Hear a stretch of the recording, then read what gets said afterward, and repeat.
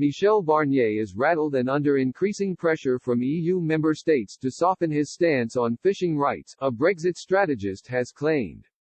Lee Rotherham was speaking after details emerged today about a bold new offer from Boris Johnson aimed at breaking the deadlock over the dispute concerning fisheries, which has overshadowed trade talks so far.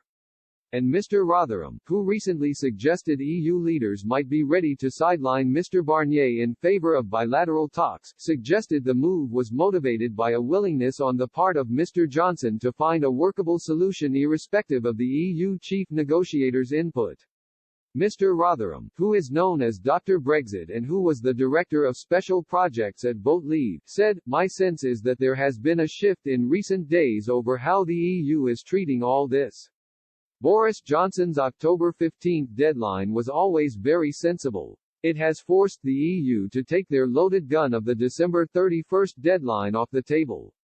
It has put him in control of the timetable. Mr. Rotherham added, "I think he and David Frost have got under their skin, especially Barnier, who is increasingly looking rattled." Referring to Mr. Barnier's recent use of social media, he explained, "You can tell that with his use of language and his handling of Twitter. He never used to respond like that before. I also think other member states may have spoken to the Commission about the fixation with fishing. Let's just say there won't be too many politicians in Hungary, or Luxembourg or the Czech Republic, for example, worrying about North Sea fish.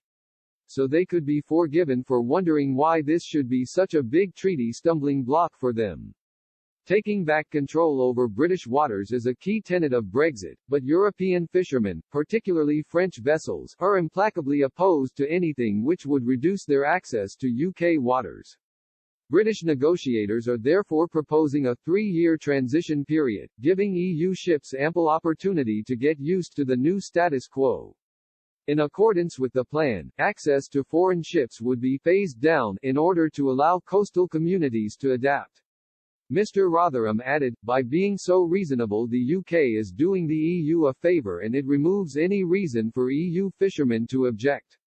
Boris Johnson is being extremely fair-minded with this 3-year deadline, and it shows both sides recognize they need to make practical accommodations for the other. There now needs to be some give and take on the EU side, for example, with fishing around Jersey and Guernsey to make easier for them to get their fish into France without facing red tape. But that shouldn't be too much of a problem because the ports cover similar fishing grounds. What this proposal does is point the way for lots of other areas of possible agreements, which will avoid any kind of hard-edge scenario.